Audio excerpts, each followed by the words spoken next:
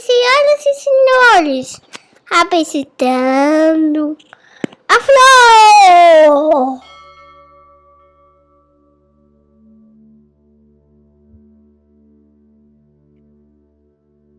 Olá, eu sou Júlio Pompeu e este aqui é o Filô, nosso podcast semanal sobre filosofia, assim curtinho. Uma vez por semana, um pouquinho da história da cultura ocidental, um pouquinho da história da filosofia e um pouquinho do pensamento sobre nós mesmos. Eu sei, é conversa sobre grego morto, textos muito antigos, escritos séculos antes de Cristo. Mas pensa assim, é gente que viveu um dia e que encarou a vida do mesmo jeito que você encara, cheio de dúvidas, tentando entender o que é a existência, tentando entender o que é o mundo. Isso é filosofia, é esse espanto, essa tentativa de entendimento. E hoje chegamos ao capítulo número 7, ou melhor, ao episódio número 7, com um autor importantíssimo da história do pensamento, um pré-socrático chamado Demócrito. É estranho chamar Demócrito de pré-socrático, porque ele é mais novo do que Sócrates. Na verdade, ele é contemporâneo de Platão. Nasceu em torno de 450, 470 a.C. Na verdade, ninguém sabe muito bem, porque eles não tinham um calendário como nós temos hoje, com as datas fixas, tudo certinho. Na verdade, quando tinham que se lembrar de um evento para localizar no tempo, diziam algo do tipo: fulano nasceu no mesmo ano em que Beltrano foi campeão das Olimpíadas. Repara que não é um jeito muito objetivo de você datar as coisas, mesmo fazendo referência a grandes acontecimentos. Mas quando foi mesmo que fulano ganhou as Olimpíadas? Foi há 2 ou 3 anos atrás. Eu não lembro.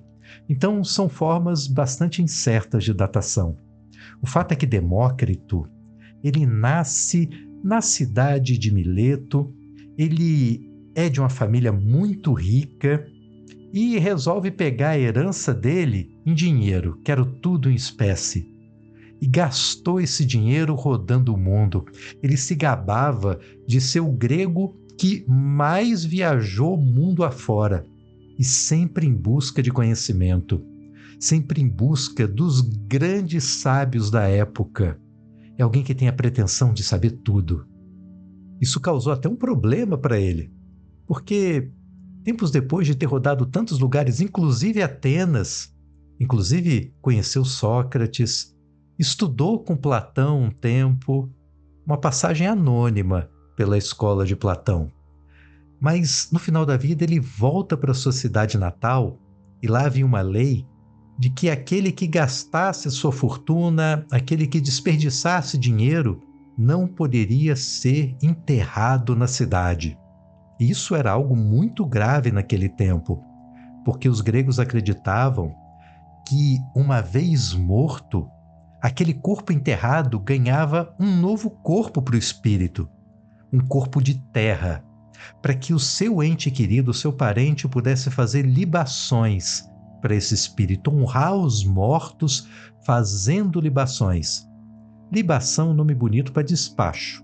É botar comida, é botar uma bebida. Sem essa honraria dos parentes, esse espírito passaria fome e sede por toda a eternidade. Então é importante ter um túmulo próximo dos parentes, pois a lei daquela cidade proibia isso. Mas Demócrito deu um jeito. Ele vai em praça pública e lê um dos seus livros. Ele faz uma live. Demócrito é o sujeito na história do pensamento que inaugurou a live muito antes da internet. Era a live em praça pública, de sentar no banquinho e começar a ler o livro. E encantou tanto as pessoas que não só permitiram que ele, depois de ter gasto dinheiro rodando o mundo conhecido, depois de ter torrado a herança dele, que pudesse ser enterrado na cidade, mais do que isso, lhe deram dinheiro para que ele pudesse aguentar o resto da vida sem maiores problemas. Esse é Demócrito. E o que ele tinha de tão interessante para contar nesse livro ao ponto de mudar essa regra, de mudar as leis? Para variar, como todo pré-socrático que se preze, o ponto de partida dele é a natureza. A natureza para ele é constituída de átomos e vazio. Apenas átomos e vazio, e nada além disso. O número de átomos é infinito no universo. Veja, não é que o universo seja em si infinito. O universo é constituído de átomos em número infinito e um vazio também de um espaço infinito. Por que átomos e vazio? É porque se há o vazio entre um átomo e outro, isso permite que esse átomo, e átomo só para lembrar, você que é fã assíduo aqui do podcast já sabe que átomo é aquilo que não pode mais ser dividido. Imagine que eu pegue, sei lá, uma mesa e parta ao meio, e depois parta ao meio de novo, e a metade da metade da metade da metade. Vai chegar um momento que eu não tenho mais como dividir. Parabéns, você acabou de achar o átomo. Pois o mundo é feito por essas coisas que não têm mais como serem divididas e são a unidade fundamental de toda a matéria. E há um vazio entre os átomos porque os átomos não ficam parados. Os átomos que constituem toda a matéria são puro movimento. E aqui um ponto importante para você entender a infinitude dos átomos, o movimento. Demócrito, como um bom sábio, como alguém que realmente estudou com os grandes pensadores da época, ele acaba dialogando com o pensamento que foi posto antes dele. E tem duas grandes perspectivas sobre a natureza. A primeira delas, a de Parmênides, a ideia de que o mundo é uma estabilidade, de que todo movimento, de que toda transformação, ela é ilusória. E de outro lado você tem Heráclito. Heráclito é aquele pensador que disse que você não pode botar o pé no mesmo rio duas vezes, porque na segunda vez em que você mergulha o pé, o rio já é outro. Eu vou além, você também já é outro. Então, para Heráclito, o mundo, ao contrário de Parmênides, é puro movimento. Bom, o Demócrito, ele meio que presta uma honraria tanto a um quanto a outro, porque os átomos, eles não mudam, eles são sempre os mesmos, eles não se dividem, eles não se transformam, eles são constantes. Há um princípio de constância, um princípio de imutabilidade na natureza. Mas, ao mesmo tempo, esses átomos que não mudam nunca, que são eternos, eles se movimentam o tempo todo. Eles não param quietos nunca, porque há um grande vazio entre eles. E por isso, você também pode dizer que Heráclito tem razão, que no mundo tudo é movimento. Há algo que não muda nunca e há algo que não permanece nunca o mesmo. No micro, há permanência das coisas. No micro, não tão micro assim, o movimento. E no macro, então, só o que a gente percebe mesmo é a impermanência das coisas, quanto tudo no mundo material é efêmero. Mas olha, a química dele não para por aí não. Esses átomos, dava até para criar uma espécie de tabelinha periódica. Mas é o seguinte, ele não dava nome aos átomos, ele só dizia o seguinte: os átomos são diferentes, há uma multiplicidade de átomos, não só um número infinito, mas como também uma quantidade incontável de átomos distintos. São diferentes no peso que eles têm e diferentes na forma que eles têm. Imagine que alguns deles são átomos bolinha, de laterais de paredes bem lisinhas. Imagine se num copo eu coloco um monte de bolinha, por exemplo, o quanto de vazio fica entre essas bolinhas. Nesse copo haverá átomos e vazio ao mesmo tempo. Tem substâncias que são assim, cheias de átomos redondos, e por serem redondos, eles não se prendem uns aos outros, eles não se encaixam. E por isso, se eu dou uma chacoalhada nesse copo, ele se movimenta. É o caso, por exemplo, de substâncias no mundo que são leves, porque apesar dos átomos tem muito vazio, e flexíveis, moles, maleáveis, como uma geleia, por exemplo, como uma gosma. Pensa agora, por exemplo, no chumbo e no ferro. O chumbo é mais pesado do que o ferro, porém mais maleável. Sinal de que os átomos que constituem o chumbo têm, por natureza, um peso maior do que o átomo de ferro e, por sua vez, possuem uma forma física mais tendente ao arredondamento, a não se prender um no outro. Os átomos de ferro, apesar de mais leves, eles poderiam ser, sei lá, como quadrados, que se encaixam melhor uns nos outros, dando menos espaço para o vazio e, por isso, formando coisas mais duras na natureza. E assim vai ele pensando, coisas moles, coisas duras, num mundo em que tudo, absolutamente tudo, ou é átomo ou é vazio. Tudo mesmo, até aquilo que chamam de psique, até a alma, até o que em você sente e o que em você pensa. Então repara, Demócrito não é alguém que acha que o humano é parte algo material chamado corpo e parte algo imaterial chamado espírito, alma ou psique, mente, se você preferir. Não, para Demócrito, tudo é matéria.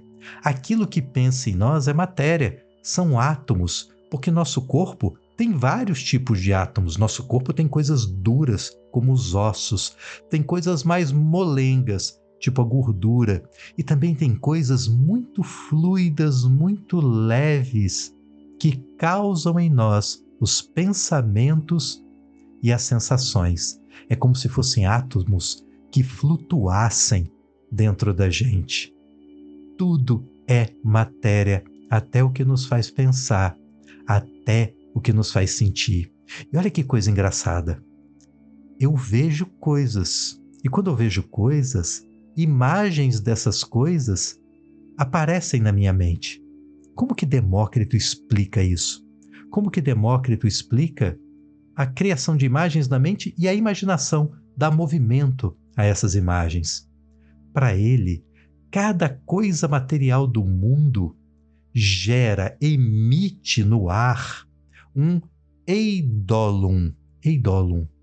É de eidolon a palavra que vem ídolo, que a gente pode traduzir como imagem, mas para o grego daquela época, esse eidolon quer dizer espectro, está mais para fantasma mesmo. É como se todas as coisas materiais soltassem no ar um fantasminha. Então, por exemplo, eu agora gravando aqui esse podcast, estou na sala de casa e eu vejo a TV. Para eu ver a TV é como se um fantasma de TV saísse dali e viesse assombrar os meus átomos de pensamento e sentimento. E no assombro, quer dizer que esse fantasma consegue agitar mecanicamente, materialmente, colocar em movimento esses átomos muito leves, muito fluidos, muito sensíveis, que me fazem pensar e sentir. É só por isso que eu consigo ver a TV, a cadeira, a mesa, a torrada que eu pretendo comer quando terminar de gravar o podcast. É só por isso, por um assombro da mente provocado pelo fantasma das coisas flutuando por aí no espaço. Nossa, que viagem! Esse é Demócrito. Mas olha só, não deixa de ser uma forma interessante de tentar dar conta da visão. Imagina, eles não conheciam o conceito de energia, não conheciam o conceito de que, bom, tudo bem, a luz é uma espécie de causa eficiente da visão. Platão mesmo vai dizer isso. Afinal de contas, sem luz eu não enxergo. Mas como exatamente a luz me faz enxergar, era um mistério. E Demócrito, pelo menos, ensaia uma tentativa de resposta para isso. Por outro lado, ele também está dizendo para você algo que vai ser relembrado lá na frente pelos pensadores empiristas, daqueles que não descartam a sua sensibilidade como porta de entrada para todo conhecimento. Tudo que eu penso vem a partir da minha percepção do mundo, e percepção que eu tenho a partir dos meus sentidos. Então, quando eu olho o mundo, eu não enxergo o mundo exatamente como ele é. Eu enxergo o mundo mediado pelas limitações dos meus sentidos. Eu vou dar um exemplo melhor.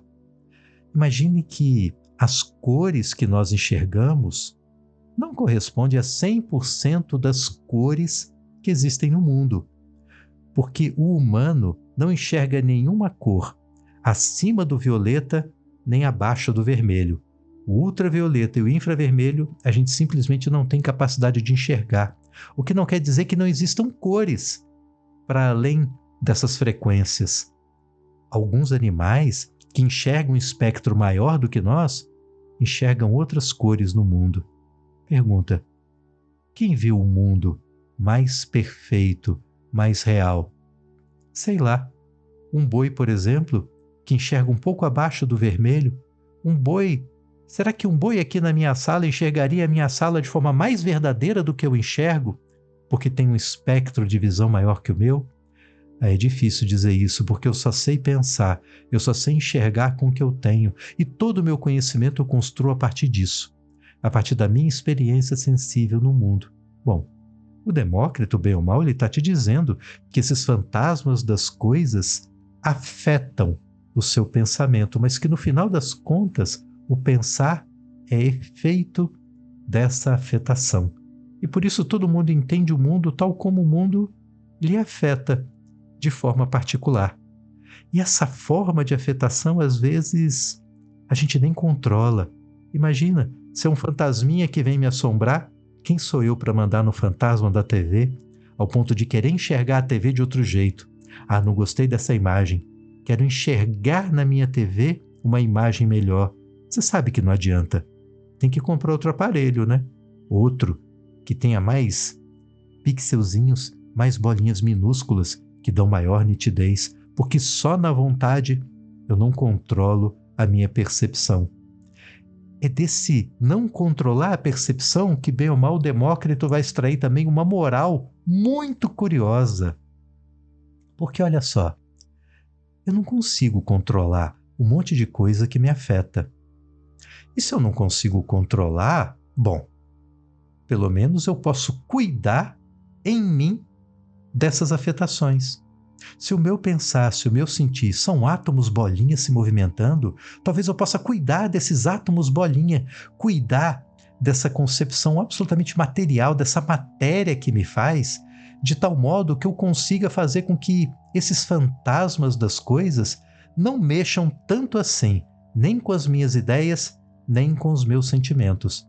É mais ou menos isso que ele vai chamar de ataraxia, ou a ausência de afetação pelas coisas do mundo, ou tranquilidade. A tranquilidade vai ser muito importante tanto para os estoicos quanto para os epicuristas também. Uma espécie de meta existencial. A vida, para ser boa, você, para ser um sábio, precisa ter a capacidade da tranquilidade. E tranquilidade é não se deixar afetar pelo mundo fora de você. Deixa o mundo ser como é, ou como vão dizer os estoicos, tempos depois. Carpe diem, aceita o dia, né? Vá colher o dia, tenha amor fati, aceite as coisas como realmente são e cuida do teu espírito, das tuas afetações, cuida dessa matéria que está dentro de você, porque se a matéria você tem como controlar isso. Agora, um alerta. Quando eu falo em tranquilidade, eu lembro de um dia em que eu fui dar uma palestra e o tema era justamente esse, era uma empresa de tecnologia e queriam passar a mensagem para os clientes dessa empresa de que, olha, você pode dormir tranquilo que dia e noite eu cuido do seu sistema de TI. Eu não deixo nada de ruim, nenhuma pororoca eletrônica acontecer na sua empresa. Eu lhe dou tranquilidade. E aí o tema, tranquilidade. Quando as pessoas entravam no auditório, tinha gente na porta que, além de anotar o nome, fazia uma pergunta: para você, o que é tranquilidade? E anotava num post-it amarelo. Pregava num mural, para as pessoas irem lendo a opinião dos outros sobre tranquilidade. Pouco antes de eu começar minha palestra, a moça que me apresentava leu algumas dessas respostas. E eram coisas do tipo: a tranquilidade é um dia na praia ensolarado, com a família, com gente que a gente ama. A tranquilidade é chegar em casa e encontrar a pessoa amada. Enfim, todas as imagens de tranquilidade que apareciam ali eram imagens de momentos em que o mundo te afetava com alegria. Olha, é muito fácil ter uma paz de espírito quando paz é exatamente o que o mundo está te entregando. Mas a ideia do Demócrito de tranquilidade é você manter a paz de espírito quando o mundo te entrega intranquilidade, é quando o mundo está te atazanando. Por isso, tranquilidade não é um dia de sol na praia com a família. Tranquilidade é você ir para a praia longe para burro, furar 2 pneus no meio da estrada, o carro quebrar, você ter que empurrar, ficou sem gasolina, vai andar 2 quilômetros para achar um posto. Quando chega lá, o sujeito não aceita o seu cartão, você tem que parir dinheiro no meio do nada, volta, pega o carro. Quando chega na praia, lembrou que esqueceu a comida e começa a chover. E ainda assim, você está ali imperturbável. Você está exatamente do mesmo jeito que estaria se não tivesse furado nenhum pneu, se tudo desse certo e tivesse aquele sol de verão gostoso enfeitando a praia, não é? Isso é a tranquilidade, pois essa é a meta de Demócrito. E como tudo é matéria, olha só, Demócrito fez um pedido para quando morresse, que tivesse o corpo besuntado de mel. É porque se o que sente e pensa em nós é matéria, enquanto houver corpo, há sensação. E ser enterrado com o corpo besuntado de mel? Bom, eu nunca experimentei me besuntar de mel. Mas, segundo Demócrito, é uma sensação muito boa, uma espécie de paraíso para quem é um materialista radical. E olha outro exemplo da moral de Demócrito. Um rei estava muito triste, mas muito triste mesmo, porque a esposa que ele tanto amava morreu. E pede ajuda a Demócrito. Ah, Demócrito, você é um grande sábio. O que eu posso fazer para me livrar dessa tristeza? Nunca fiquei tão triste assim. E aí Demócrito pega um pedaço de papel e faz uma lista. E diz, olha, se você me arranjar tudo que está aqui nessa lista, eu vou conseguir ressuscitar a sua esposa. E ele sai à caça de tudo da lista e consegue quase tudo. A única coisa que ele não consegue é o último item da lista, em que Demócrito pedia para que ele anotasse na lápide da esposa falecida o nome de 3 homens que nunca sofreram na vida, que nunca experimentaram tristeza nenhuma. E isso o rei não conseguiu escrever. E Demócrito diz para ele, é porque não tem. A vida é assim. A vida a gente não controla. E às vezes ela se apresenta para a gente com a tristeza absoluta. E a troco de que você, só porque é rei, não vai querer viver a tristeza que lhe cabe? Ah, aceita. É o melhor que você faz. Não luta contra o destino. Diz a lenda que Demócrito se matou. Resolveu parar de comer. Foi comendo cada vez menos, enfraquecendo, até o momento que estava tão fraco, mas tão fraco, que a morte já se anunciava. Ele tinha uma irmã, a irmã muito preocupada com ele, tentando dissuadir da ideia, diz, ô Demócrito, come alguma coisa, pensa assim, pela gente, está chegando um período de festas, uma espécie de carnaval da Grécia Antiga, sabe? Um momento alegre. Imagina se você morre agora, vai estragar a festa de todo mundo. E que Demócrito, para não estragar a alegria da galera, da irmã que tanto amava, ele resolve cheirar pães quentinhos. Outra versão falava em mel, cheirar mel. E com isso, conseguiu, mesmo sem comer, mesmo sem trair a sua convicção de morrer por inanição, mas que só o cheiro de pães quentinhos o manteve vivo por mais alguns dias, o suficiente para que as pessoas pudessem passar aquele período de festas tranquilo e depois ele poder morrer sem estragar a felicidade de ninguém. Olha, eu não sei quanto a você, mas se tem algo que eu acho que é capaz de prolongar a vida, é o cheiro de pão quentinho. Eu não compro pão todo dia não, mas quando eu entro na padaria e vem aquele cheiro da fornada, aquele cheiro de pão quentinho da fornada que acabou de sair, olha, isso é uma espécie de armadilha na qual eu caio sempre, sempre. Eles sempre conseguem me pegar com o cheiro do pão quentinho. É cheiro de alegria, cheiro de vida. E lembra muito Demócrito, ali, vivendo da alegria do cheiro de pão quentinho. E esse foi o nosso episódio número 7 do Filô, que você escuta toda terça-feira de manhã nos canais de podcast. E no YouTube, na quinta de manhã, o mesmo episódio vai lá para o YouTube também. E até semana que vem, com mais um episódio do Filô. Obrigado.